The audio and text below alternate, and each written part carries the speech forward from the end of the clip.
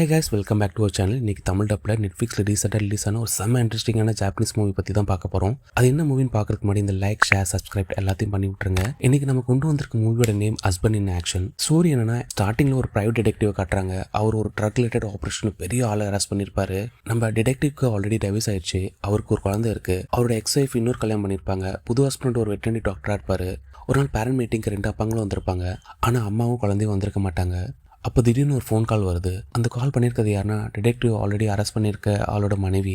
அவள் ஒரு powerful business woman. அவள் அம்மாவையும் குழந்தையும் கடத்திட்டு 2 பேரையும் மிரட்டுறாங்க. என் ஹஸ்பண்டை நீ ரிலீஸ் பண்ணி கொண்டு வா, அப்போ தான் இவங்களை நான் ரிலீஸ் பண்ணுவேன்னு கண்டிஷன் போடுறாங்க.